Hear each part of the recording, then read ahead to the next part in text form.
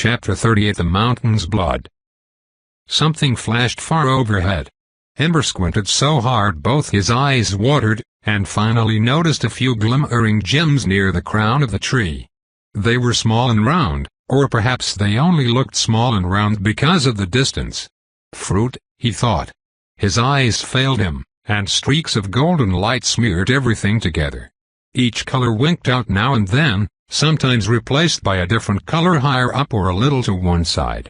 A gentle rustling in the leaves behind him pulled his attention from the tree.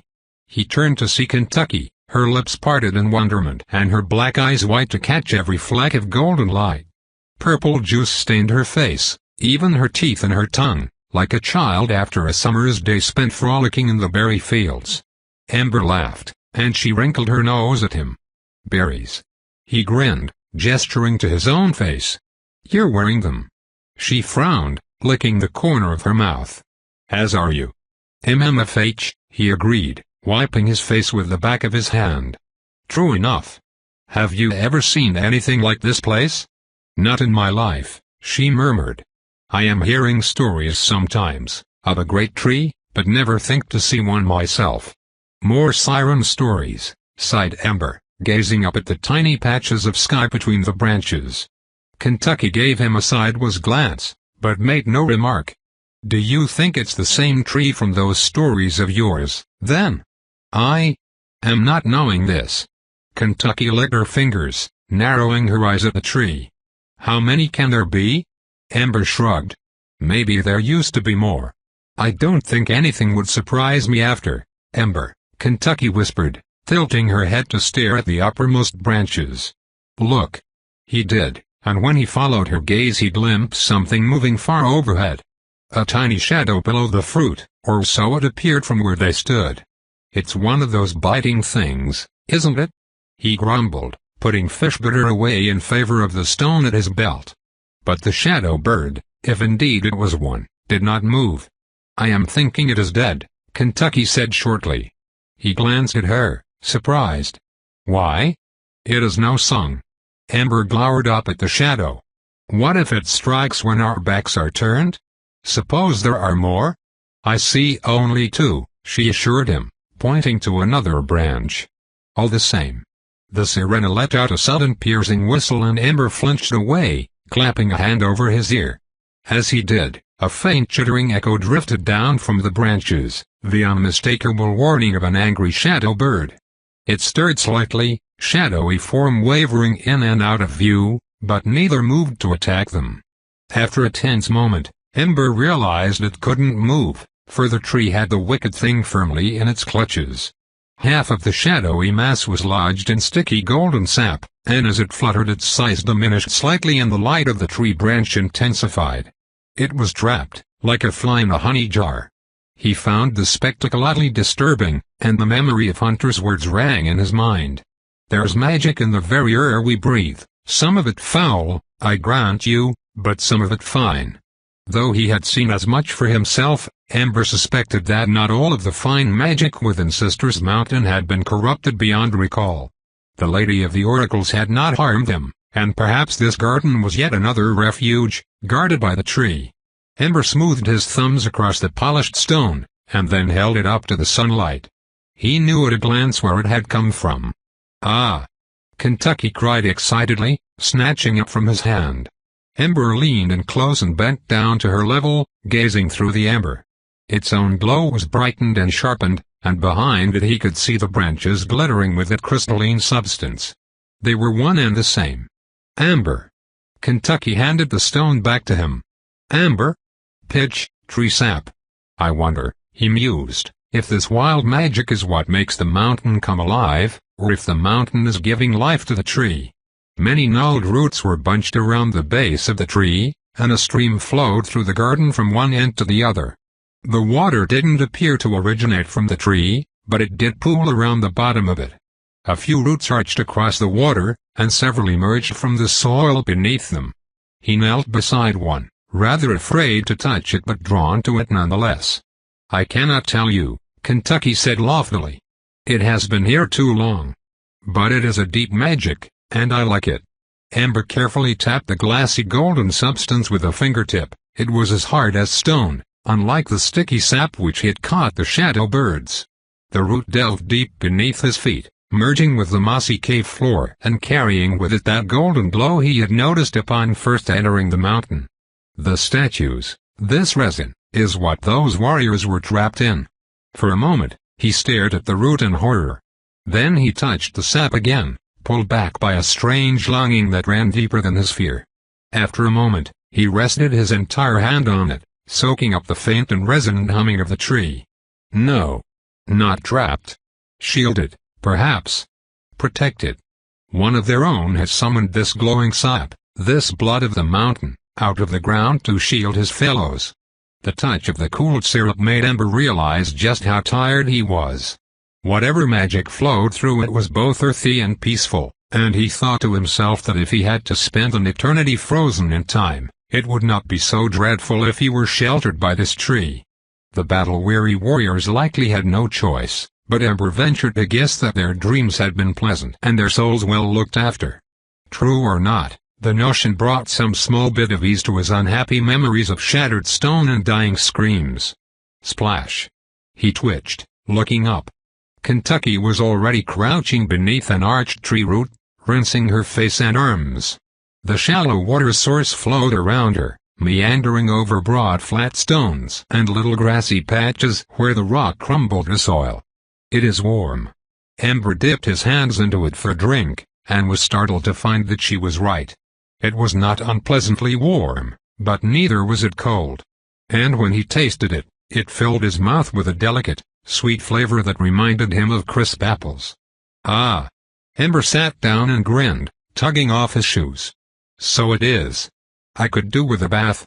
You could, she confirmed with a little sniff. He shrugged off the pack, unbuckled Fishbitter's leather strap, and set aside the sword before rocking to his feet and wading in. Kentucky was already padding further downstream, ducking under tall burled roots and hopping over the lower ones. Ember watched until she disappeared, and then decided to wander upstream and around the bole of the great tree.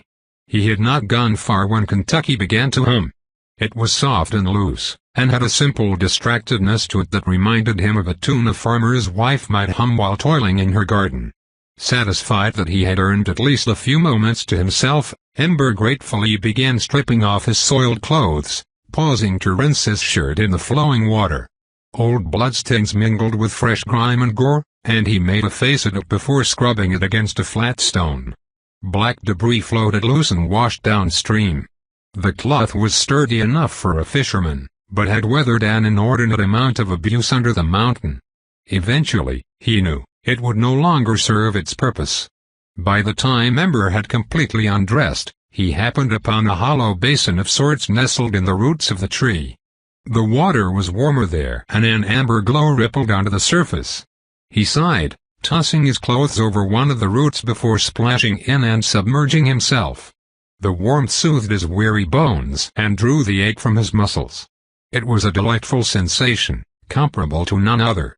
All tension, fear, and lingering disgust was pulled out of him by the healing water, like a poultice drawing poison from a bee's sting. As minutes passed in silence with nothing but the gentle noise of the stream to bother him, his ribs loosened, his heartbeat slowed, and his eyelids drooped. If he had ever felt so secure, it must have been as a child in his mother's arms, for he could not remember it. Kentucky's humming floated back to him in the calm, just a few notes here and there. Ember found a crooked root near the basin's edge and rested his head on it, wishing nothing more in the moment than to lie there under the light of the magical tree as his worries melted away, and listen to the sirena's otherworldly voice for an eternity. Ember. He snapped awake, sitting up. Water sloshed around his chest and it took him a moment to remember where he was, and who was calling his name. Ah! Footsteps splashed behind the bole of the tree. "Don't come here!" he shouted. Sudden uncertainty flushed his face. The steps paused and Kentucky whistled a few impatient notes. Ember hurriedly grabbed his shirt, scrubbing himself up and down with it. Then he stumbled out of the basin, wringing it out a second time and draping it over his shoulder. He inelegantly tugged on his wet trousers and sloshed through the stream, heart pounding. Kentucky grinned at him, fangs and all, when he appeared around the twisting root. He stepped to one side, tossing his shirt across the branches of the nearest bush to dry. "What is it?" She shrugged one shoulder, tugging on a lock of wet hair and looking rather mischievous. "I am wondering where you are. You are very quiet." "I fell asleep," he admitted. The sirena tilted her head, observing him like a curious bird, and then whistled a few more notes. She had only whistled once or twice since their first encounter, and it was such a pure, clear vibration that he couldn't keep himself from smiling. "Had your fill of water?" She intoned. "Are you drinking your fill of sunlight?" He lifted a hand, watching the light and shadow illuminate the thin webbing between his fingers. "Never." Kentucky beckoned him with a quick nod before walking away. Ember followed slowly, watching her work the water through her hair with soft, wet fingers. When they reached the flat stones where they had first emerged from the orchard, Kentucky hopped over an arched golden tree root and plopped herself down. "Come, sit." The sirena patted the stone, droplets scattering in the air. Shallow water flowed around her and she stretched out both legs, curling her toes with a satisfied grin. As requested, he sat, but before he could say anything the siren was already speaking again. "The water is very good here," she declared. "I think there is some magic living in it. Only stands to reason." Ember glanced at the thickets and overgrown trees, and then up at the fading sunlight. "I can't think of anything I don't like about this place. No bird songs, though," he noticed absently. They sat in silence for a few moments, and then Kentucky let out a gentle squeak. Ember glanced up just as Kentucky leaned forward, her eyes flitting away. His fingers twitched toward his neck, but he dropped his hand as soon as he realized what had caught her attention. He hadn't undressed since washing his clothes with the oracle's pitcher and basin, and the scars on his back were now entirely visible. The silvery white marks the Book of Echoes had left on Kentucky's face were so faded that he hardly noticed them anymore, but suddenly he could look at nothing else. Kentucky blinked once, throat flexing. Before he could think of a way to break the silence, she gave the water a vicious splash, showering them both, and then bounced to her feet and pattered downstream. "I want fish," she called, wading into deeper waters and poking her fingers under every rock and bush. The sirena hummed a cheerful tune, doubtless meant to lure any unsuspecting meals from their hiding places. It would have worked on him, he thought, and he watched her sway this way and that, occasionally dipping her fingers into the water to investigate a shadow or sitting down in the lazy stream to wet her face and arms again. And he wondered what manner of treasure could ancient a creature of enchantments herself, and why she desired it with such a passion that she had forsaken everything to pursue it, and, furthermore, if anything good could come of what must be such a terribly powerful magic. She glanced back at him once, as if she had heard a whisper of his thoughts, before resuming her hunt among the tree roots and stones. Ember pulled the stone light from his belt and turned it over in his fingers, glancing up at the liquid gold suspended far above him. The daylight had faded to a soft evening glow, glimmers of sharp light refracted here and there, and half of the garden had already grown dark as the sun slipped behind the two heads of the summit. But the tree itself remained aglow, and would not let the shadows hold full sway in the unremembered heart of Sisters Mountain. Chapter 39 Words. Ember lay flat on the grassy bank, stretching his arms behind his head and enjoying the pleasant tightness of a full stomach for the first time since he left his cabin behind. A few brilliant stars blinked down at him through the branches, even in the light of the resin. Kentucky perched on a boulder in the middle of the stream, munching on a pear which he had brought her from one of the orchards. A few sparks of golden light trickled through the resin of the nearest tree root, glimmering on Kentucky's neck and jaw. The sparkling facets hidden under her slimy skin turned to amber in the light of the mountain, like living gold. Already, 2 lazy days had passed. It had been soothing to track the time by rising and setting of the sun, and Ember moved to sit beneath its dappled rays whenever it was directly overhead. He had taken to napping in the burled tree roots, while Kentucky sang to him from afar. If she thought he had fallen asleep, she often wandered into little tunes and whistles that he suspected she made up herself, and sometimes she would fall silent and make soft splashes in the stream. Ember found it rather melancholy, like a child playing alone. The Sirena had ventured out of the water herself twice only. Once to glimpse the doorway on the opposite side of the garden, which Ember had quickly discovered behind a copse of gnarled apple trees, and once she had disappeared and returned with her arms laden with lush dewy berries and fragrant fruit from the overgrown tangle of trees. Those 2 days had already begun to restore some sense of order to his existence. Routine, he found, was a peculiar comfort after all they had endured beneath the mountain. "Since we're both thinking it," Ember murmured, watching the stars, "I might as well say it. We could just, no." Kentucky spoke up softly from her post in the river. Ember glanced at her, surprised. "No?" he repeated. "The only real question is, why shouldn't we? We have everything we need. No death traps, no twisted magic. No fields or woodlands either, but I swear, there's enough bounty here to keep the entire valley fed." "Yes," she murmured, trailing her fingers through the glassy stream. "But you will not be happy if we stay." Her words settled over him like spider silk and he shivered, letting out a breath he didn't know he had been holding. Irritation prickled him as he crossed his arms, glaring up into the broad leaves of the tree. "And how do you know what will make me happy, Kentucky?" She hummed a few notes, but did not respond. Ember had never believed for a moment that she would remain by his side after she found her treasure. Being eaten alive by a hungry Sirena had been his first and most pressing fear when they entered the door in the mountain, but now it was the unknown, the threat of dangers in the dark. "I think," he ventured quietly, "I could forget what it feels like to step outside this mountain." "Careful, Ember." The words tasted powerful, dangerous. Yet he couldn't help but entertain the idea. "Maybe you wouldn't want your treasure anymore, after we've been here for a time." He closed his eyes again and readjusted his hands beneath his head. "Maybe you could forget, too." "No, Ember," whispered the Sirena, ducking her chin. "I cannot forget." Chills raised the hair on the backs of his arms as a sense of darkness swept through the garden. He felt the dread in her voice, a shadow which even the tree could not dispel. A day ago, he might have pitied her for it. "It won't do us any harm to stay here a while," he snapped, surprised at the forcefulness of his own voice. "We shall go when you are rested. Must not be lingering here." "Must not? Cannot?" Ember glared at her. "Do you even hear yourself?" Kentucky shifted again, and made a nervous clicking sound in the back of her throat. "It is not wise. When you finish your rest, we are leaving." "And what if I decide to stay?" he challenged, resentment swelling in his heart. Kentucky was very quiet, and he opened his eyes to see her turning a piece of polished resin over in her hands. She had fished it out of the stream bed. Now that it was dark, many small fragments of tree sap could be seen lying among the stones, their glow rippling under the water's surface.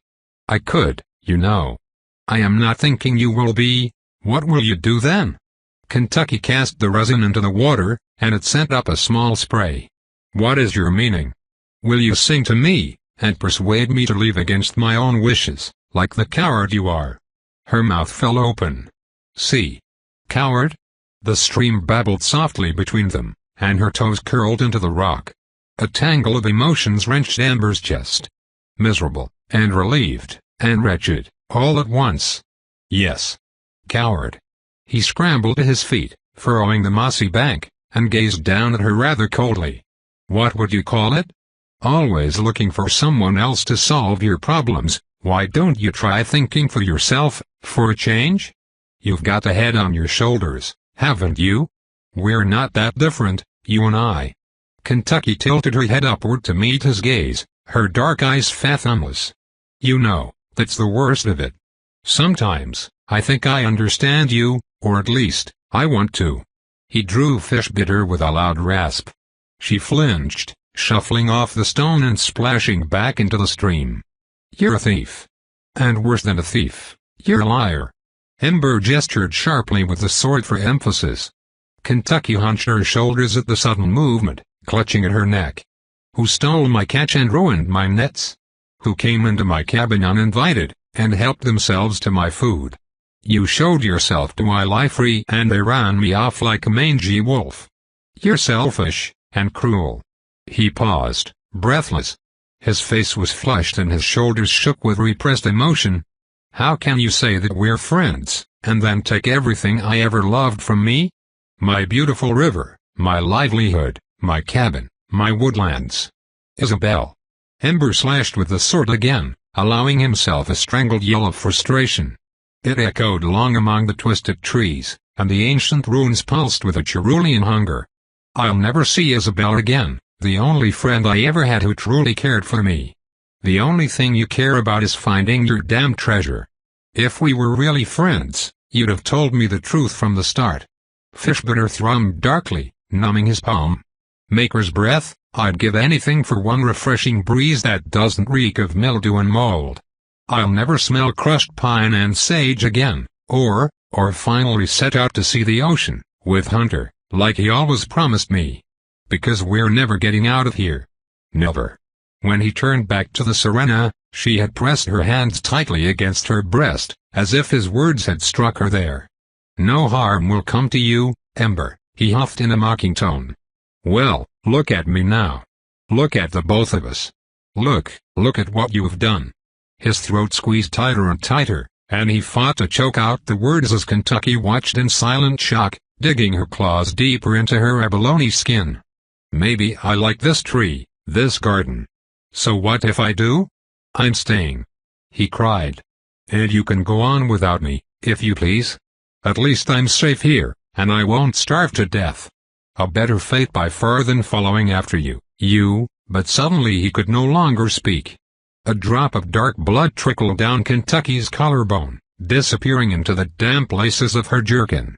He glowered down at her, panting, furious, stunned. "Did I say all of that? Out loud?" The Sirena's eyes wandered down from Ember's face to the sword which hung fiercely in his grasp, glowing runes proclaiming its purpose to her unknowing gaze. She sniffed, blinking. "Pretty sword." Her lips trembled, scarcely moving. Ember stood very still upon the bank. She crept over the boulder, splashing quietly through the stream until she crouched only a few paces away. Her hand moved closer and a faint blue reflection touched her fingertips. A gasp escaped her as she knelt before him, reaching for the runes. He watched in awed silence, mesmerized, heartbeat stuttering. I could kill her. The thought came from nowhere, and set upon him with such savagery that he twitched, startled by his own impulses. No, what was he thinking? Ember yanked the sword away with a frightened shout. Splash! His vision smeared as droplets arced toward him, soaking his clothes and tinking quietly on Fishbitter's blade. When he blinked, she was gone, only two rippling swirls left in her wake. The runes went dark as the sword slipped from his fingers, impacting the mossy dirt with a gentle thud. He hadn't noticed, until then. Tears rolled swiftly down his cheeks, and dripped off the end of his nose. Ember retreated deep into the cradling roots of the old gnarled tree. Shame and anger mingled in his chest and he rolled over, pillowing his head on his hands and glaring into the darkness. He was angry with himself, angry for speaking his mind, angry for thinking he meant anything to Kentucky in the end, and ashamed of his own feelings. He didn't know what they were, exactly, but she was his only companion. He was glad of the solitude. He wished only to be alone. And yet, as he lay awake with the sword beside him and the pack at his feet, visions beset him in a ceaseless stream. Kentucky would appear above his tangled hollow, her face alight in the glow of the tree, and whisper his name.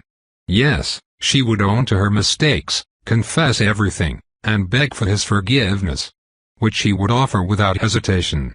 Then she would sing him to sleep, as before, and he would not have to worry about facing her sister in the darkness of his dreams. Far too proud, he scoffed faintly, rolling over and resting his head against a gnarled root. Kentucky would never say such things. Nonetheless, a part of him foolishly hoped for it. Occasionally a twig crackled in the distance, or footsteps rustled far off in a carpet of leaves, but Kentucky did not return. Thus the Sirena spent the rest of the evening apart from Ember, and his own thoughts turned to darker prospects even under the light of the tree. He would not fall asleep, he must stay awake. But when at last the moon began to rise above the leaves, Ember sank into the tree's embrace despite his resolve, and slipped into golden dreams. Dreams of ancient days beyond his mortal ken. A time when its majestic roots reached from the mountain to the sea, and the souls of many living beings drifted to and fro. When it was tended and loved, surrounded by the peripheral energy of singing and celebration. When banners hung from its golden fronds by the light of the harvest moon, and many traveled from lands beyond to partake of its bounty. Content in its all-knowingness. The knowing of nothing, and everything. Until, at long last, the days turned to dust. One by one the light of 1,000 souls blinked out like the twinkling stars in the heavens, with a swiftness which stirred even an entity of such enduring wisdom. Then time passed unchanging in the hollow halls beneath the mountain, the existence of the golden tree swept away by the slumbering silence. Lost to a forgotten history. An age beyond recall. Chapter 43 Spell of Time. Sunlight warmed the backs of his eyelids. For a short while Ember was back at his cabin, resting in the freshly turned soil of his own little garden, without a single care to burden his soul. The only thing missing was a chorus of birds chirruping their good mornings from the trees. He yawned wide, stretching his arms above his head, and then sat up to rub the sleep from his eyes. It took him a moment to remember where he was. His heart sank. The Sirena was nowhere to be seen. Rather than call out for her at once, Ember shuffled on his knees to the nearest tree root, resting his palm on glassy amber and enjoying the soft magic that flowed from the sap to his bones.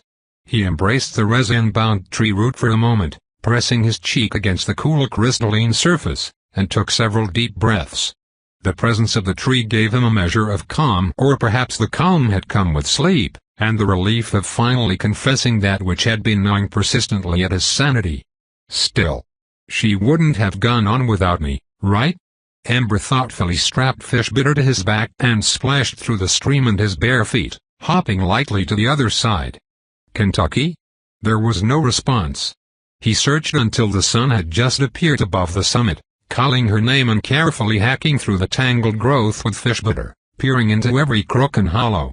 Occasionally he glimpsed a flash of pale skin, or heard her shifting footsteps, but she never showed herself. It soon became apparent that she was avoiding him.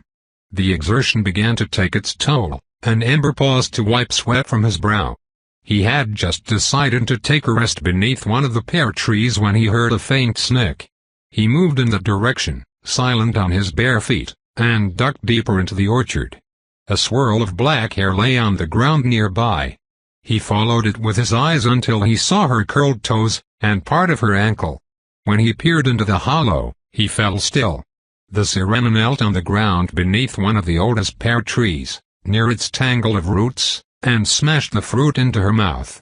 Fangs snapped, tongue flashed, juice spattering the ground. Bits of fruit and dirt clung to her claws, and her lips were glossy with drool and juice. He stared in wide-eyed wonder as she finished off the pear and furiously licked her fingers, her palms, all the way up to the crook of her elbow. Slavering. Desperate. Starved. She emitted a choked sob, beating at her breast until her skin was bruised. Ember started forward, but then hesitated, retreating further into the tangle of trees as she snatched more of the rotting fruit from the leafy soil and stuffed it into her mouth. She gulped and chewed with gluttonous abandon, covered from head to toe in slimy nectar. A chill shivered down his spine. "Kentucky," he whispered at last, unable to watch any longer. Her ear flickered and her head snapped around to face him. Her eyes were so round that the faintest hint of sclera was visible. Her dark-stained tongue flashed out, smacking more of the juice from her face. Ember felt himself flinch away. He almost placed a hand on Fishbitter's pommel, but decided against it with an effort of will. It wouldn't do to put her on the defensive. He had already found her in a compromising situation. "Hello." She swallowed audibly, and then glanced down, relieving him of her feral stare. "Hello, Ember." Her long lashes fluttered, concealing her eyes as she awkwardly grabbed her arm with sticky fingers. She said nothing, but shrank into herself. Her unusual silence made him even more uncomfortable if possible. Driven by some instinctual understanding, He reached up to grab one of the low-hanging fruits and offered it to her. She reached out and took it in her sticky fingers, but her lower lip trembled. I said, "A lot of things, last night," he mused, flushing faintly. "I meant them all. But I don't know about staying here forever. I'll give you a chance to change my mind, without bespelling me. Deal?" She took a small, hesitant bite, chewing very softly. He saw restraint, now, where before he had thought her unmannered. "Deal," she mushed around the pair. "First, I have a question for you," he said quietly. "Why won't you consider staying here, with me, instead?" But she was already shaking her head. "Ember will not be living forever. And I should be very lonely after you're gone away to dust." He remembered the gaunt siren, trapped forever with his useless spoils of war, scraping foul moss from the walls of the mountain ruins. I hadn't thought of that. And it was true he hadn't. Even if they made it to the other side of Sister's Mountain together, their peculiar friendship would be a lopsided one, for she would never die, and the days would went on until at last he grew old and frail while she watched him succumb to the slow death of age. Is it better to leave this haven and risk falling into darkness, perhaps even to die in the attempt, than to spend all the rest of my days in idleness, wanting for nothing yet knowing nothing? If he allowed himself to linger one more day, that one day could easily turn into 2 days, and then 3, and then a week. Forever drunk on sweet berry juice and beholden to the magic of the tree. He would waste his youth, life, and breath beneath this mountain, surrounded on all sides by war-ravaged spells and safeguarded only by the grace of the garden. And Kentucky would be left alone in the end, to a misery he dared not contemplate, perhaps even to become a thing, like that twisted creature he had slain. To imagine anything more was merely a dream, and a fool's dream at that. Resigned but at peace with his decision, Ember trudged across the stream to the place where he had abandoned his shoes, pack, and sword. He crouched for a moment to lace up the shoes, and then slung the pack over one arm as he meandered upstream to where he had left his shirt. It was still hanging over the branches, clean and dry. He slipped into it before strapping on fish butter. The thought of having to use the sword again filled him with an unshakable loathing, but he was nonetheless grateful to have it should he need it. It had become quite familiar to him, and despite his lack of prowess with the weapon he found a welcome security in its presence, the bane of his enemies. And of all who would dare lay a hand on Kentucky Flea. "We'll keep her safe and find a way out of here," he whispered. "Together." Fishbutter shimmered from point to guard. "You won't harm the Serena, right?" But the sword remained dark in his grasp. Ember frowned, shaking it slightly. "Right?" he repeated firmly. "Protect Kively. She is our friend." The runes glowed faintly, and then faded again. He could not ascertain whether it were in accord or dissent, but he felt it rather an ominous acknowledgment of his request. After quenching his thirst with a few gulps from the flask, Ember knelt beside the stream, rinsing it thoroughly and filling it to the brim again. When he had finished, he glanced over his shoulder. Kentucky stood silently behind him, her arms loaded with unripened pears. She had cleaned herself up quickly, and only a faint stain blemished the corners of her mouth. He arose without a word, scrubbing his hands dry on his trousers. She held out a reddish pear. "It will be a shame, to be letting these spoil." "Indeed," Ember said quietly, taking the fruit. He tucked her harvest into the open pack one at a time, careful not to bruise them. When he was finished, he unfolded the map on a bare patch of dirt, smoothing out the creases and squinting down at the runes. The golden tree and the garden lay squarely in the middle of the mountain. Beneath it, paths that they would never tread again. Above it, a long corridor. It appeared to be a thoroughfare, for it would take them past another maze of rooms and branching halls. Another kitchen might be here, he pointed, maybe more food or water, and a place to sleep. But we won't be able to reach it until tomorrow at least.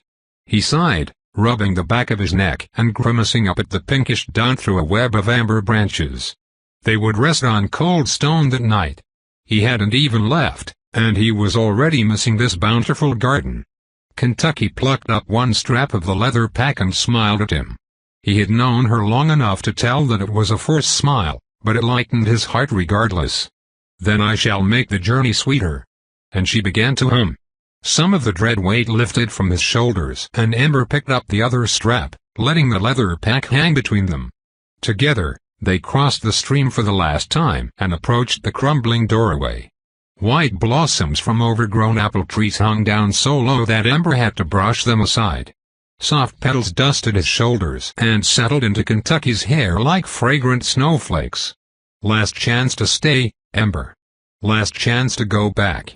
His stride faltered and one of the branches swung back in his face, scratchy twigs and gentle blossoms brushing against his skin. Kentucky waited, her humming growing more anxious and urgent, but she did not attempt to persuade him. And Ember knew that to insist upon staying behind would be the most selfish thing he had ever done in his life. He took another step, and then another, and then they were at the doorway. For a moment he feared that another magical barrier would prevent Kentucky from entering, but they passed beneath the archway without so much as a breath of resistance. Kentucky met his gaze briefly, uncertainty glimmering in her eyes. The hall outside was much darker than the garden, but he could see a light shining far off. From there, the tunnel ran on indefinitely. As they stepped toward the glowing path, Kentucky's hummed tune grew familiar. It belonged to a simple rhyme he'd heard many years ago, and he caught himself humming along once or twice. Each time he stopped, the sirena drew him back into her melody as only a siren could, casting coy glances in his direction. At last he understood that she had chosen a human song on purpose. Time is beauty and is pain, 'tis bitter and 'tis sweet. To some it is a fragrant bloom, to others cruel fate. Ember balked at first, having no wish to make a fool of himself, but when she fell back to humming again he accepted her invitation and hesitantly mumbled the second verse. "Oh, time is soft and time is slow, and never shall it be that time stands still, and time is kind to wayfarers like me." Kentucky's smile brightened and she skipped a step, swinging the pack between them. "Come and wander through the gates into the heathered moor, and sing of times that always are and times that never were." Chapter 44 Portents. Ember wished, hoped, fervently prayed with every fiber of his being that he was still, somehow, asleep. But he knew it wasn't a nightmare, because he had been in the midst of a perfectly good dream, the sirena's sweet hum accompanying him throughout his pleasant wanderings. Then he had awakened to the cold hard stone beneath him, her humming drowned by a dry, scaly rustling about his ears, and, by far the worst of all, a soft weight pressed round his ribs, as if someone had draped a heavy coil of rope over him in the night. One of the coils slipped, bunching up his shirt, and a soft hiss echoed in the hall. He kept his eyes closed, hardly moving, scarcely breathing. The same fear that screamed at him to get up and run kept him pinned to the floor, lest he find himself poisoned and dying of a serpent's bite. "Wake up, Ember." He cracked his eyes open, mouth tightly shut, and clenched his arms more tightly to his body as he searched for Kentucky's familiar shadow. She sat cross-legged and cross-armed on an elevated bit of path, staring down with a blank face and shining eyes. "Friends come while you are resting," said Kentucky simply, as if it were a simple situation that required the simplest of explanations. "What?" he croaked, choking on the rest of the words. "Perhaps it is because you are warm," she mused. "Or a man. Their songs are unlike that of any other.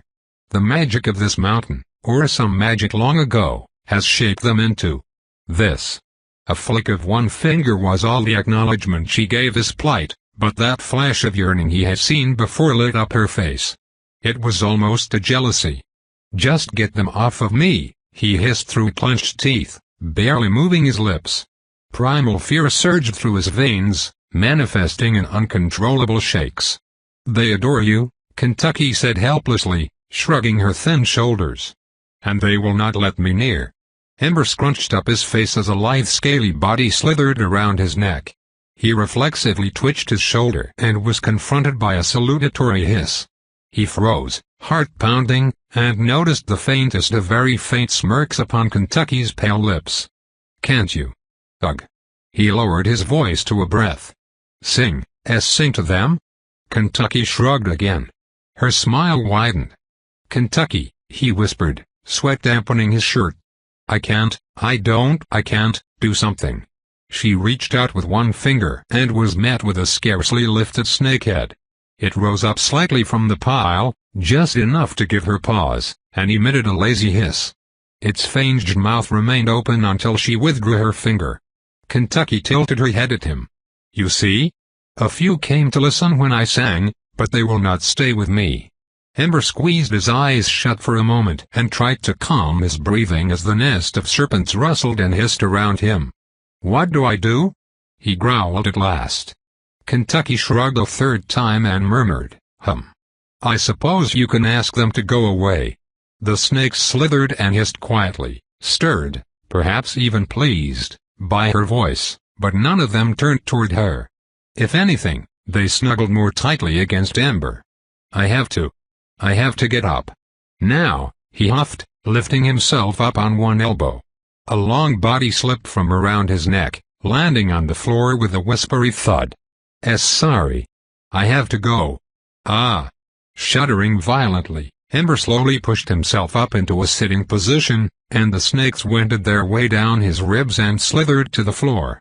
"Maker's breath," he muttered tightly, trembling from head to toe. The rest of the snakes fell or slithered onto the stone, encircling him with their slender black bodies. He bit back a curse and shifted onto his knees, careful not to accidentally injure any of the rustling heads and tails. Kentucky hummed, and the snakes all hissed very quietly in unison. One of them reared its head, rising out of the pile to stare at Ember. He stared back, paralyzed. It observed him for a moment with beady eyes, blue tongue flicking in and out. "Kentucky." She shrugged. Clearing his throat, Ember decided to address the snake directly. His mouth felt numb and he had a difficult time enunciating the words, but he hoped the intent would be clear. We have to leave. Now." "Sorry." He cleared his throat again. "Please. Let me up." The snake tilted its head at him, an intelligent gesture that took Ember by surprise, and then rescinded into the pile. The snakes all hissed once or twice, and then began to weave their way in opposite directions. Some of them disappeared into cracks along the wall, and others slipped down the hall until they disappeared from view. A few purposefully brushed up against Ember's arms and ribs as they departed, in much the manner of an affectionate cat. When all of them were gone, Ember let out the breath he had been holding in an oath. Leaping to his feet and dusting himself off with his hands as best he could, he still felt their dry, dusty scales brushing against his skin. Kentucky watched him silently, and then rose with a sly smile. "They are all gone. Have no fear." "Gah-ha." Ember tugged the hem of his shirt down and straightened his ragged sleeves. "Why didn't you warn me?" "I woke up and 3 were already beside you," she explained, falling in step beside him. "I think one must have gone to fetch the rest of their clan, for the others appeared shortly after." The sire paused, and then asked innocently, "You do not like serpents?" "I don't mind them," he said bluntly, ruffling his hair. "When there are 1 or 2 in the garden." But that was a horrific way to wake up. "It is for the best, then, that your sentiments were not shared by all." He cast a dark glance at Kentucky, but she was studiously observing a crack that ran along the ceiling. Several long minutes passed in mutual silence, until Ember finally had to ask the nagging question in the back of his mind. "Answer me truthfully, could you have done it?" Kentucky hummed, her mouth flat but her eyes sparkling. "Perhaps, if I am singing more powerful songs of the dust. But it will be a pity to lure them away while you are still asleep. It is so long since their kind have met one of yours, and they aren't likely to encounter another man so long as they live." Her voice fell to a thoughtful murmur. "I am understanding of their desire for human companionship. What is the harm?" Her question was not meant for an answer, but it did put him into a more contemplative frame of mind. A part of him admired her affinity for the slithering, creeping things, and in other ways it made her an even more untouchable creature.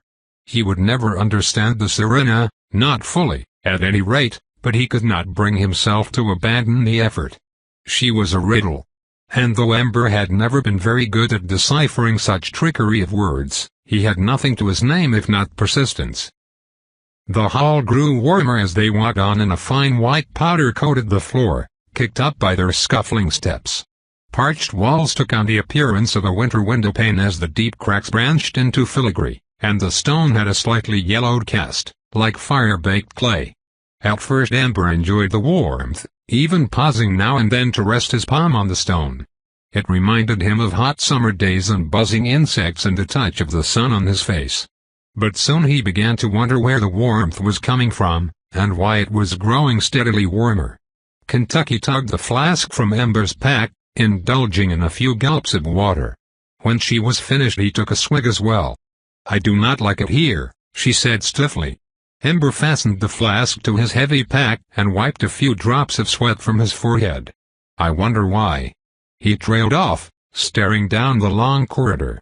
Bleached bones jutted up from the stone floor, and even from a distance, he could tell it was a mostly intact rib cage. As they drew nearer, he made out a few other bones, though some appeared to have crumbled away. A black snake coiled between the ribs. When it saw them, it hissed quietly before disappearing into a nearby crevice. The white dust swirled a finger's breadth above the ground, though no breeze touched his face. He stooped, and felt a faint draft swirling across the floor.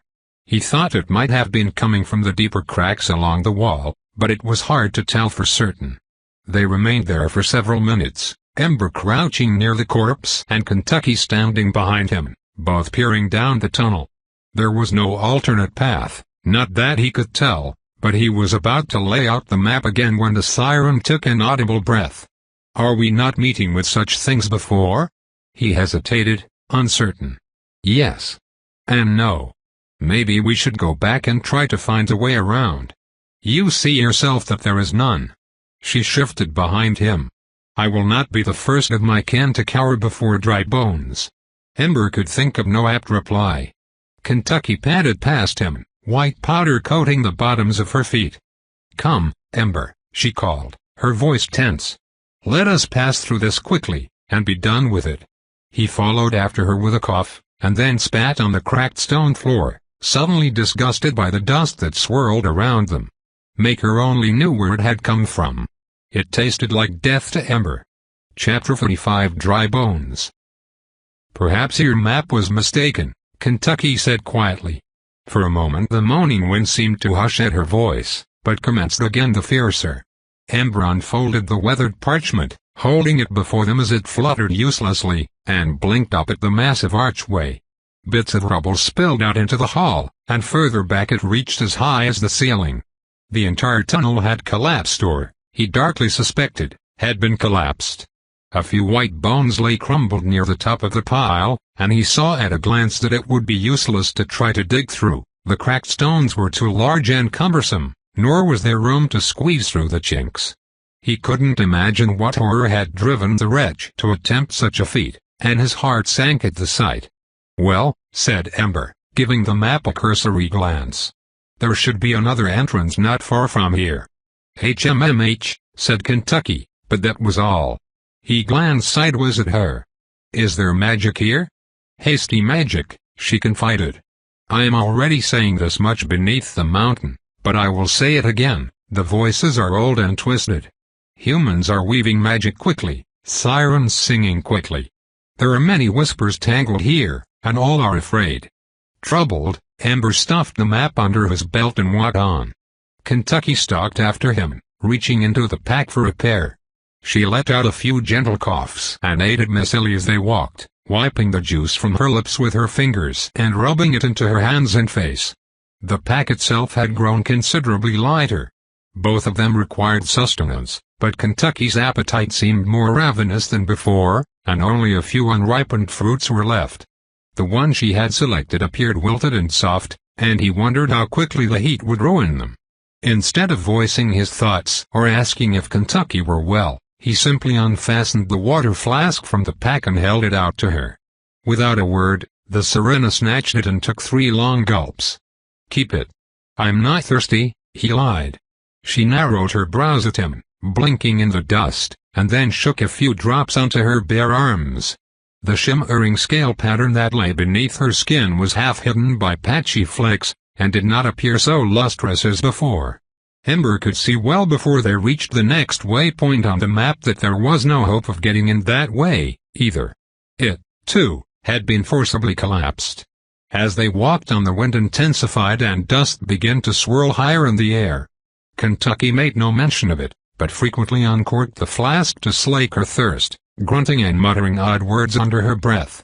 Her fretful voice made his skin prickle with dread, and at last he could no longer keep silent. "Are you well?"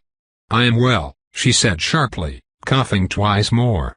When he glanced over his shoulder, the sirena was shaking more water onto her fingers and dampening the most delicate parts of her face, ears, and neck. Her skin had turned pinkish around her throat and at the corners of her eyes, clearly inflamed. It galled Ember that there must be a wellspring lurking behind those crumbled halls, perhaps in one of the kitchens, and he could devise no way of reaching it.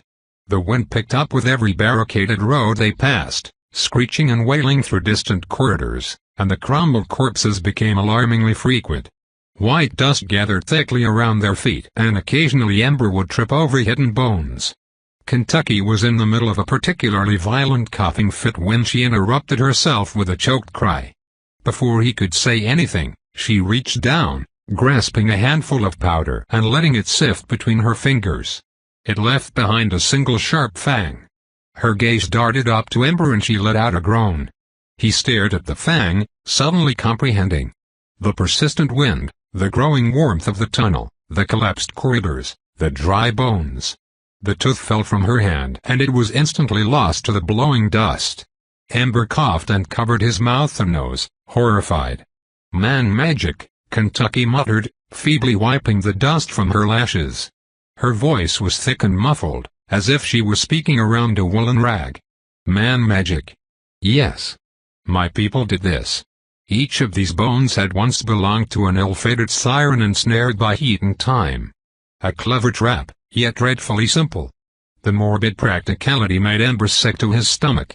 It was, he reasoned, a very effective way to prevent any survivors from being followed. Kentucky said these were hasty spells. Perhaps there were children among those humans. Children and women. Perhaps. No, don't think of it. It'll do no good now. His thoughts twisted, circling back to the sirena in a panic. I'd have done the same for my sister. My mother. A little hissing voice whispered beneath the winds. And for Kentucky? 1,000 years ago, your peoples were at war. You would have torn her apart without a thought, and she would have slain you for the treasure she sought. He pressed a hand against his forehead, struggling to think through the ceaseless noise and his own inner storm of scattered thoughts. Is there any way to end this, reverse the spells? Can't you sing something to counter it? Alone? She whispered. It was not a question, but an answer. Ember's heart began to pound. Kentucky shivered and muttered a few more words under her breath, but they were lost to the wind. Stop, he said firmly, hands shaking. Be still. But the dust swirled around them, heedless of his command. There was no dead oracle present to grant his words power. If Kentucky, with all her magical prowess, could not end this, what chance had the son of a simple fisherman?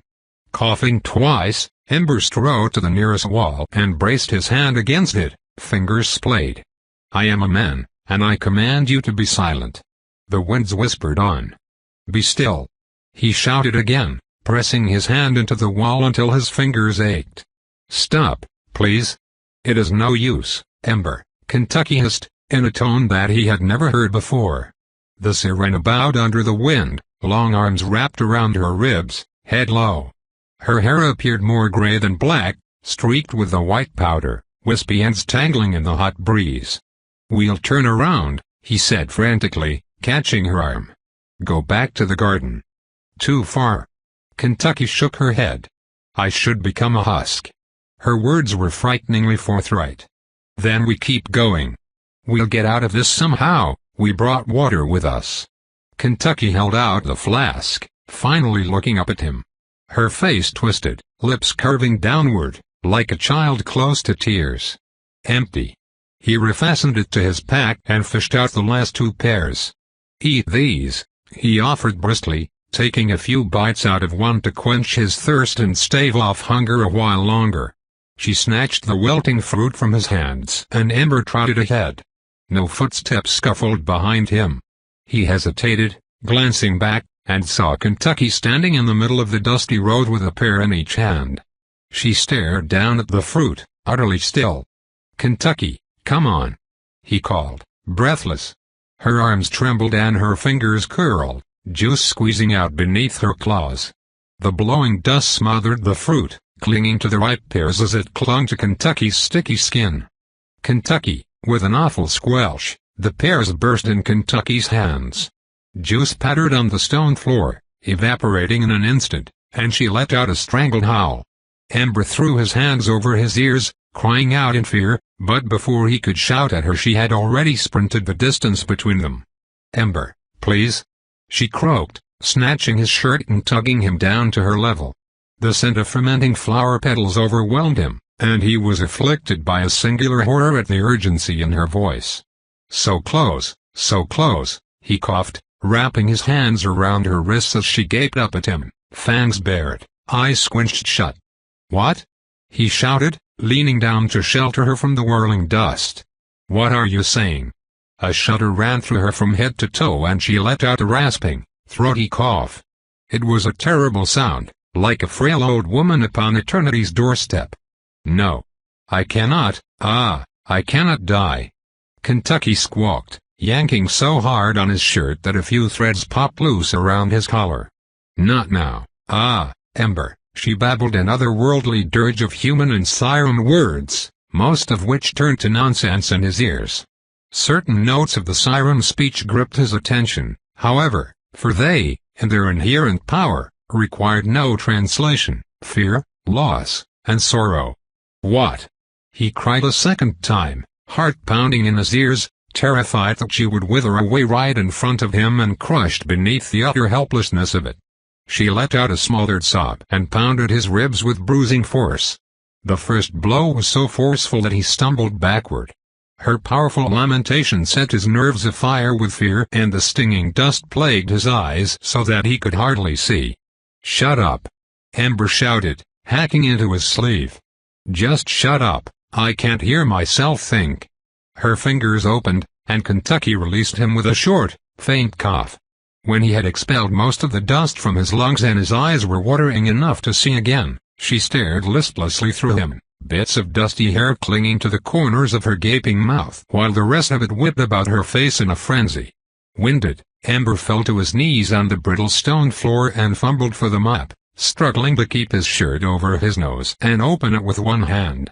When that didn't work, he threw all caution to the wailing winds and flattened it against the stone with both hands, bending down and squinting to see the inked runes. He needed guidance. Kentucky needed hope. Enough to keep going, enough to live on. The dust seeped into his lungs and eyes, forcing him to blink rapidly, but he held in his coughing fit as long as he could and traced the tunnel with one finger. He was reasonably sure that all other side trails were blocked, but this thoroughfare did branch into another series of smaller rooms. "Maker grant us breath." A few dark lines caught his attention amidst the distant corridors, not the word for water, but a word rather like water, and he yanked the map up, holding that section as close to his face as he could. Frustrated, he sounded out the runes in between coughs. It read, "Salt baths." Kentucky. Ember folded the tattered map, struggling against the wind, and shoved it back under his belt. "Kentucky, I know where we have to go." He glanced up, and any moisture that remained in his mouth dried up in an instant. She was gone. Movement danced in the corner of his eye, but it was only a ghost of blowing dust. The hall was empty. "Ember, you fool." Breathless, he hefted the leather straps of the pack and ran headlong into the wind, shielding his face with one hand. He had half a mind to arm himself for fear of what lay beyond, but he couldn't possibly draw fish bitter and make headway. At the very best it would still slow him down, and at worst the sword would be both unwieldy and useless. He had to catch Kentucky quickly, lest she encounter another trap without him. Surely the hostile atmosphere would slow her progress. As he ran, the wind grew more savage, and twice he was cut by something that flew past him too quickly to comprehend it. Shards of bone or rock, he thought. The walls were pitted by flying debris and the remnants of dead sirens crunched beneath his shoes. Small wind-chipped fingerbones rolled past him, others lodged in the rubble heaps from the barricaded corridors, rattling endlessly against the shattered rock.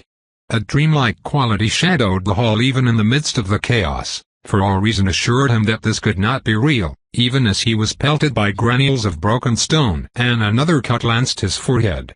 He drew a hand across his face, and found his fingers had gone too numb to feel it. But it wasn't a nightmare. The blowing dust in his eyes was real, the grit between his teeth was real, the red tint of blood on his hand was real, and each time he coughed it pained him so badly that he thought his ribs should break. Nevertheless, he briefly entertained the fantasy of awakening beneath the golden tree, with Kentucky there beside him. She would apologize for letting him drift into darker dreams without her siren song to light the way, and all would be right with the world again. That tranquil existence was lost to him forever. Voices of the wind tricked Ember's ears, howling and hooting and shrieking all around him, and at times he did lay a hand on the sword hilt, convinced that an army of ghostly sirens was gathering to strike him down in vengeance. These imaginations, together with the heat and unbearable wind, forbade him from resting. He feared that if he did, he would find no trace of her. Only more dry bones tapping on the walls, stripped of their flesh and forever entombed in a place which, to a doomed siren, must be as crushingly horrible as the deepest ocean depths to mortal men. Chapter 46 Stone and Salt. The dreadful sameness made it impossible to track the passing time, but Ember thought he had been searching for nearly 2 hours without sign of the sirena. The whirl of dust was harrowing, but he knew he could reach the end of the tunnel. He had seen the map, roughed out the distance. Yet for the ancient river folk, it must have been a slow and agonizing death. And for Kentucky. He stumbled along half-blinded, pressing his tattered shirt over his face and praying that her thick mess of black hair would be easy to spot against the pale stone. He had begun to suspect that she had withered away to dust, but he couldn't keep going indefinitely. Ember stumbled toward the edge of the path, reaching for the wall and leaning down to catch his breath. He tripped over something. Something soft. A curled figure blanketed by white powder, almost entirely obscured from view. Bleached, broken ribs jutted toward the unseen sky like skeletal fingers, poor shelter from the windstorm, but the sirena huddled between the bones and the stone wall. Blistered hands covered her nose and her eyes were tightly shut. Kentucky. He cried hoarsely. She hunched her shoulders, lashes fluttering. One hand twitched toward the sound of his voice, and he glimpsed a trickle of dried blood upon her chin. Ember kicked a few protruding ribs out of the way, which shattered to pieces, and dropped to his knees on the stone. Kentucky squinted up with one swollen eye, reaching for his face. He bent down to embrace her, and thin fingers latched around his throat. Ember choked and grabbed her wrist as claws pricked the cords of his neck. She whimpered softly, and her swollen tongue flashed out. He held his breath, every fiber of his being frightfully awake. She didn't see him, couldn't see him. She heard the song of water. The water trapped in his flesh, the liquid within his veins. His heart battered his ribs, quickened by the closeness of death. If she wished to tear out his throat, to unleash that flood of life, she could. He saw it glimmering in her coal-black eye, pain, despair, a hopeless desperation, and he was at once petrified and mesmerized by it. Kentucky squinched open the other eye and swallowed, grasp loosening. Kentucky, he coughed, please. Whatever light was left behind her eyes faded as they wandered up to meet with his, and then she shut them again. Her hand dropped to the stone floor, clattering against a fragment of bone, and her dry lungs rattled. Each breath came slower than the last, until he feared she would give up altogether. In that moment, though perhaps his ears were ringing from the wind or his pounding pulse, Ember thought he heard an echo like a far-off bell. Stifled memories returned to him, the old death knell tolling through the valley, cheerlessly summoning the townsfolk to another woodland burial. His eyes stung, tears snatched away by the wailing winds. Then he angrily scrubbed at his face, dust gritting between his teeth. No. Not again. I'm not a child, anymore. He would not permit the only friend he had left to be ripped from his arms like harvest chaff in the wind. Not like this, Not ever. Ember lowered himself until their noses brushed, until he could smell the fear and decay festering beneath her floral musk. Then he tipped her head back, and spat 3 times into her mouth. Kentucky gasped. The death rattle eased.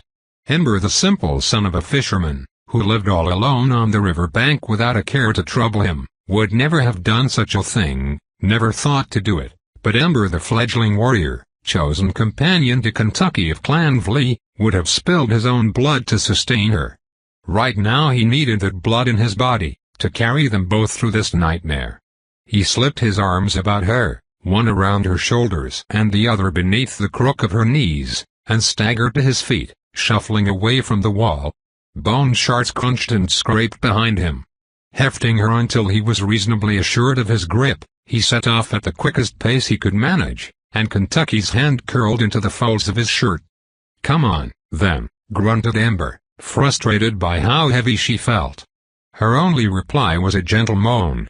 Every 20 paces he paused and knelt on the ground. Her lips would part in a wordless plea, and he spat upon her tongue.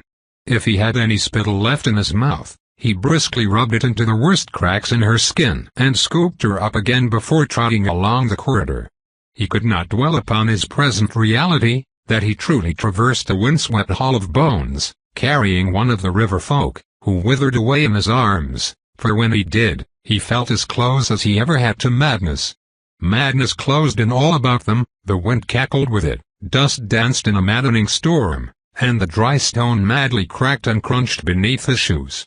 The only thing which kept Ember from succumbing to that madness was the strange ritual that he performed every 20 paces without fail, and an acute awareness that every moment lost to the blistering heat brought Kentucky closer to death.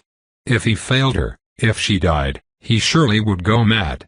Kentucky pressed her nose into his shoulder, grasping a fistful of his ragged shirt as if it were the final thread connecting her to the temporal world. He briefly considered dropping the leather pack. Even the slightest lessening of his burden would make it easier to press on, but he would have to set Kentucky down to do it, and that would cost him several seconds. Shrugging out of the straps, a few seconds more.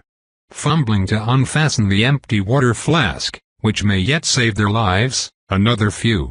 No less than 5 seconds to refasten it to his belt. It had come down to the moment. Not minutes, nor hours, but the space of time between one breath and the next, and every misstep could etch the Sirena's fate in stone. The pounding of his feet on the baked rock and his heart against his chest reduced all conscious thought to another simple ritual: don't let her die. Don't let her die. Not here. Not now. Don't let her die.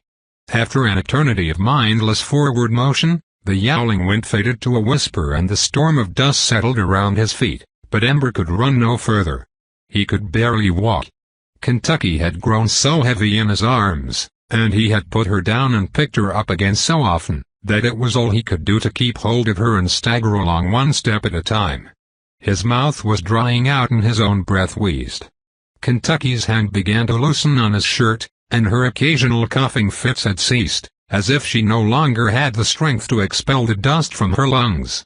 Ember winced at the thought of what was soon to come. If he spilled too much of his own blood, he would no longer be able to walk at all. Not enough, and Kentucky would wither. Such were the thoughts which plagued him when he first saw the light. It was pale, distinct from the ambient glow of the tunnel. To Ember it appeared as a glimmer of hope. As they drew closer he noticed an accompanying light. Then 3, then 4. He tried to quicken his pace, fumbled, and nearly dropped Kentucky altogether. Several lanterns dangled from the low ceiling before him, casting raw patterns on the dusty floor. They were comprised not of flame but of large gemstones. These stones were not from the tree, or else had been altered with magic.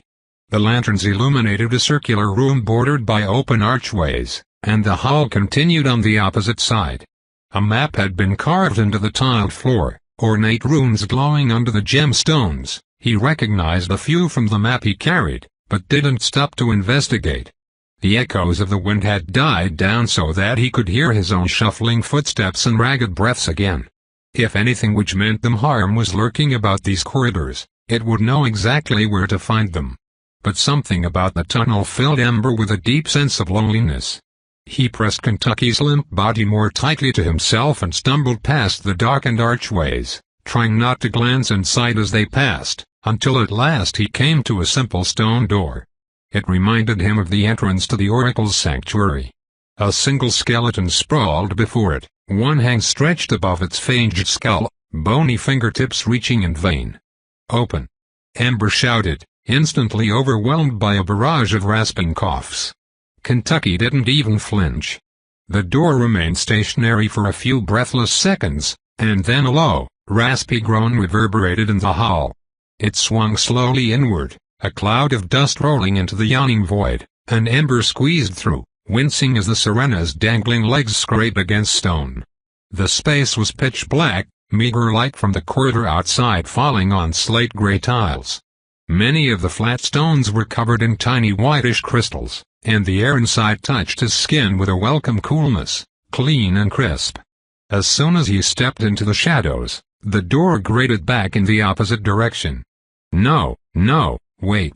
Thud. A faint tinkling echoed in the room, powdery rock dusting his shoulders. Darkness and the soft sense of salt and wet rock enveloped them. Stagnant tranquility dampened the air, and the sudden quiet was disorienting. Each movement echoed more loudly than it should. Mumbling whatever obscenities appeared in the fog of his mind, Ember set Kentucky's body upon the stones and crouched beside her, holding a hand where he thought her face should be. Nothing. Then a faint stirring of air against his palm. Still alive. Ember put a hand on his belt, feeling for the stone light in the darkness. He held it up in front of his nose and then closed his fist around it, fingers trembling. It glowed too dimly to be of any use, and Kentucky could not make it shine again. Cursing, he abandoned the dried tree sap and lunged forward on his stomach, flailing with one arm. A slimy shelf dropped off beneath his hand and he encountered a cool splash. "Ah! Ah-ha!" He tried to shout, but it came out as a breathless whisper. His throat was utterly parched. Water. Panting with effort, he grasped the Serena under the arms and dragged her across the salty stone toward the pool.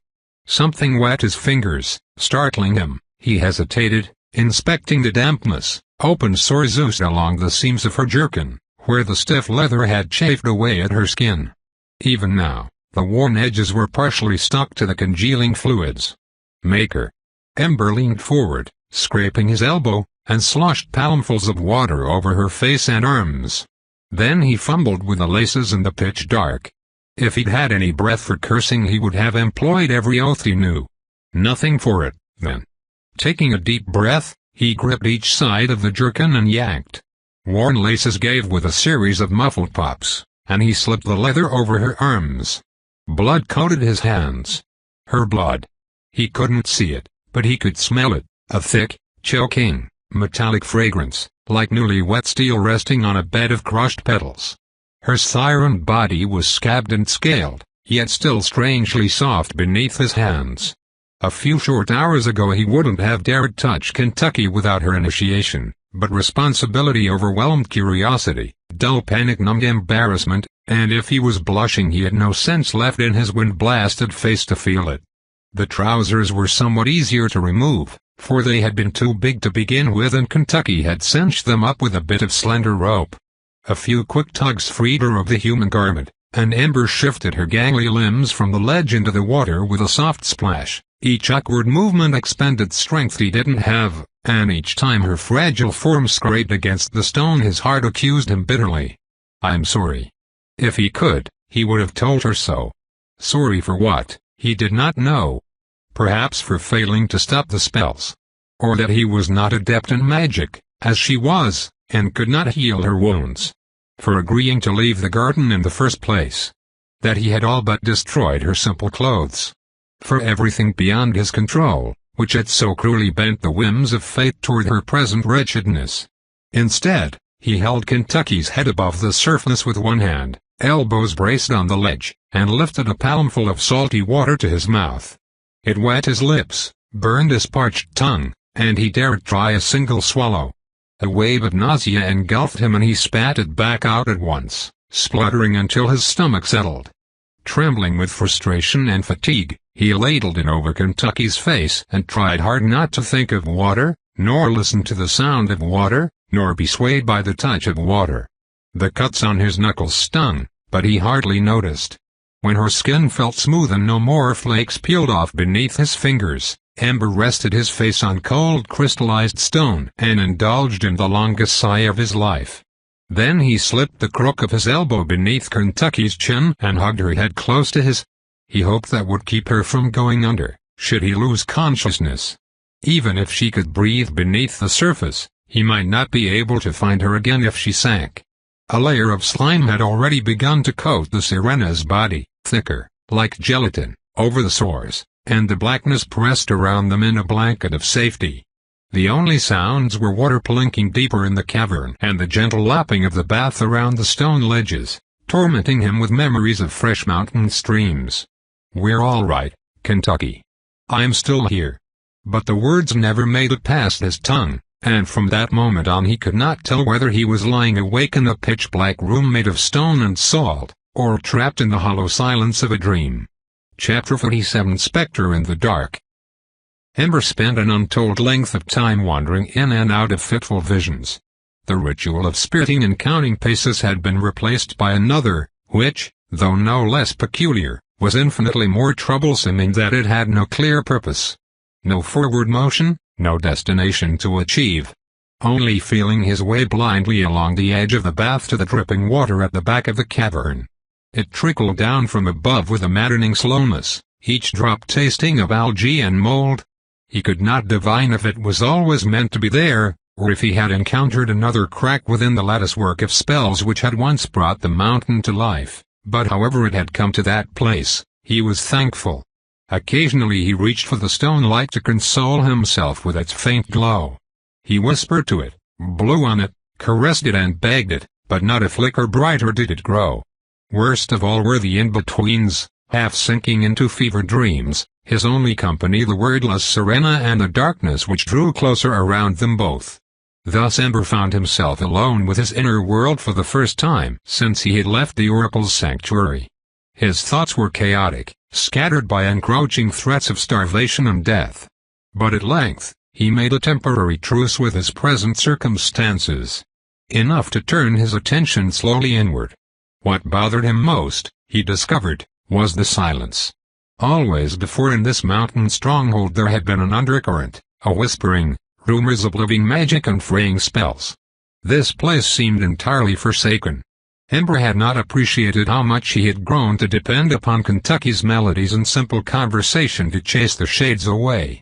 Now he could not bear to dwell upon the manner in which he had hushed her, threatened her. It was difficult to remember the words he had spoken, but how he wished he could alter the way he had spoken them, the way he had brandished fish bitter. What had he been thinking? Kentucky had never made a move to harm him before. Perhaps the sword had influenced him. It was magical. No, he admitted quickly, blushing at himself in the dark. I must own to it all. It was only then that he understood. He had been angry ever since Kentucky confessed her purpose there. Ember had always known she was manipulating him, but the truth, that he was simply an accessory to procuring the treasure she sought, had hurt him more than he anticipated. Or admitted to himself, at the time. It was not his nature to be angry. But it was certainly a siren's nature to manipulate. Kentucky was old, young by the measure of her own folk, perhaps, but older than any creature which Ember had encountered in the valley below Sister's Mountain, and even the villagers were set in their ways. A river did not forge a new path for itself in one night, and neither had the forests of the foothills sprung up in a single day. She had opened her habits, her delights, and even a few of her secrets to him, very slowly, like petals unfurling beneath the first drop of morning light. There was still much he did not know, but he trusted her. Not because he had no one else to turn to, simply because he wanted to. She had lied to him, hidden things, cajoled him onward, all in the name of her mysterious treasure. Yet had she not grasped his throat in her hand, dying of thirst, and spared him? I like you, Ember, she had said. He shivered as a draft crept in around the door. Her ethereal form took shape in his mind, painted against the inky darkness by a single thought, and he glimpsed her standing on his stoop as if it had been yesterday, a basket of pilfered garden greens clasped in her arms. Had he left well enough alone, perhaps he would still be tending his nets, and Kentucky would be. Where would Kentucky be? Still watching him from afar? Or would she have found some other man to open her door in the mountain? Even if he might once have wanted to follow a different path, to undo everything that had occurred simply by wishing the sirena away and return to his ordinary life on the riverbank, he couldn't. More than that, he knew in his heart that he wouldn't, given the chance. "I am," he whispered, "a hopeless fool." A faint wisp hung in the air before him as he exhaled deeply. Why was he so cold? He shivered, putting his arms around himself. Two glimmering reflections floated directly in front of his face, a pair of eyes in the darkness. Ember opened his mouth to speak Kentucky's name, but the eyes moved suddenly much closer. A strand of hair brushed his brow, damp lips grazing his nose. "Yes," came the hissing whisper. "You're a fool," he shouted, his breath mingling with hers, and dodged, not fast enough. Bony fingers snatched and grabbed. "Fool to trust my wretched sister!" shrieked Syl. His shoulders slammed against something unyielding, petrified bark scratched and tugged at his tattered clothes as he slid down the bole of the tree, but the sirena pinned him in place. He weakly tugged at her wrist, too stunned to fight back. The fog of their breath swirled together as the ashen forest brightened around them, and he could just make out the river bank behind her. It appeared to have iced over at the edges.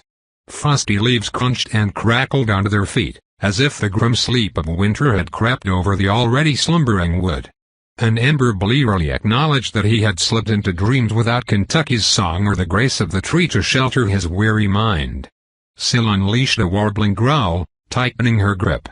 All her many simpering smiles, the alluring softness of her movements, any elegance which might have been before, displaced by a startling quickness, a deadly precision. It was all a ruse, a mask. A trap. Crafted cunningly for the mind of a mortal man.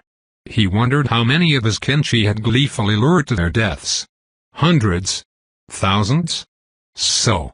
You summoned Sylvie to this other place, and now you spurn her attentions? Tell me, boy, how swiftly did you run, weeping, to my sister? Begging the touch of her voice, the cradle of her song? Syl loomed above him, her red hair burnished into a halo of gold by the light of an unseen moon. Is this power of the oracles not enough to vanquish one lonely witch without her lullaby? I don't hear her lulling now, do you? I didn't, How? Very disappointing. His shoes lifted off the crackling forest floor as Syl ground her knee beneath his ribs, crushing him against the tree. He cried out, wrenching at her elbow and kicking weakly. The world tilted around him, her face an abyss in the gloom. I warn you, boy, I tire of your tricks. This game of yours. You will soon find it. Her teeth gritted audibly and her hand tightened around his neck, closing his throat with a squelching pop. Deadly. Ember's jaw gaped open and he arched his back against the bowl. His chest ached with a tremendous and all-consuming pressure, pulse pounding beneath her chill fingers, shoulders twitching as his lungs pulled for air, but he could neither speak nor think. He only knew that he needed to breathe. "'Twill not take me many days to unravel the rhythms of this place. To imitate your simple mortal song. And then this power you possess shall be as much mine as it is yours. I hear it still, your heart, beating beneath the stone. Sometimes near, often far. Soon, I find you in this other place no matter the distance between us, and shape this strange realm however I wish." She bared her teeth, fangs glittering, and huffed. "Of course I am not so foolish as my dark-haired sister. Enamored by your petty mortal tricks. It is clear you have no real dominion here. Please." Ember gasped without a sound. She pressed her knee deeper into his guts and twisted her fingers. "What is that, boy? You will have to speak louder. Please. Talk." Tears streamed from both his eyes as he writhed in shame. "I will talk with you. Please." His body contorted beneath her grip, fighting for life, just one drop of air. Syl loosened her grasp for a fractured moment, and Ember tried to inhale. Her fingers clenched again before he could. Oh. Now you have something to say? She licked the corner of her mouth, as if his anguish left a taste worth savoring. If the first word which falls from your useless tongue is not the sincerest of apologies, I will sooner tear out your throat than listen to your mortal tribe. Flashing stars scattered across her face as his field of vision dimmed. Do you understand me? Hissed Syl. Ember tried furiously to nod, but his neck spasmed and it was the most he could manage. He could do to mouth a desperate, yes. Syl released him and Ember collapsed in a drooling heap among the roots of the tree. For a moment he feared he would never be able to breathe properly again. He pressed his hands to his neck and swallowed hard. Apologies, he croaked. Nothing would matter anymore if he perished here, not even his dignity. If he died in this dream, would he die in the real world?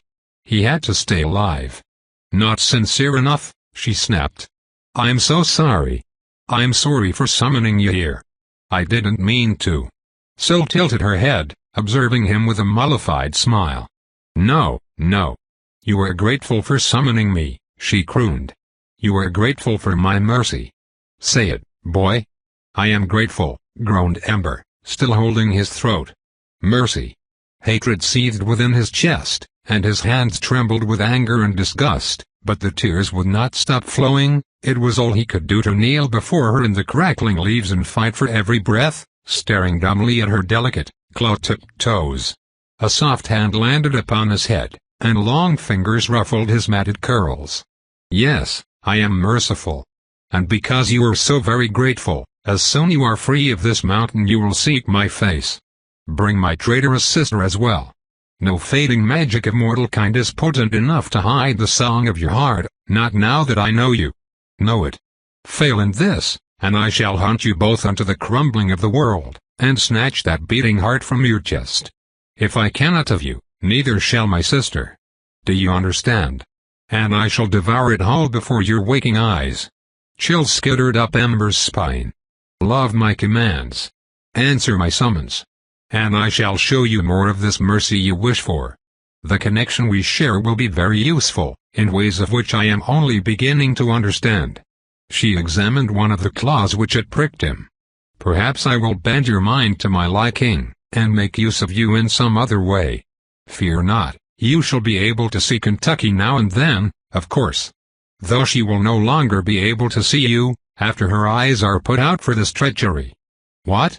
He choked, horrified, but Syl paid him no heed. Your own sister, yes, she crooned thoughtfully, as if to herself. This pleases me. I take you away from her, and shape you as Kentucky shaped Bren, more skillfully, of course. A suitable reprimand for her crimes. The elders shall be easily convinced of this. Ember blinked at her, his thoughts reeling in too many directions at once. Bren? Syl smiled beatifically, taking notice of him again. My cunning little sister. Did she not tell you his fate? I know what happened to Bren, he coughed. You killed him. She dipped her head and chortled, hair falling before her face like a bloody veil. He grimly surmised the thought of that moment had put her in good spirits again. Temporarily. Tell me, O wise one, did I lure the man called Bren away from his nest among the crags? Did I sing him tales of faraway lands, of kingdoms and glory, and treasure? Did I place my own ambitions upon his heart, and twist his thoughts to my desires? What do you mean? He managed numbly, though he thought he already knew. He would have followed her anywhere, done anything she asked of him. His only remaining wish was to be as she willed. That night, he was to meet her upon the riverbank, and accompany her to this mountain. Syl smirked, licking her lips. There was hardly anything left of Bren when I claimed him for my own. My sister devoured his mind with magic long before I cracked the marrow from his bones.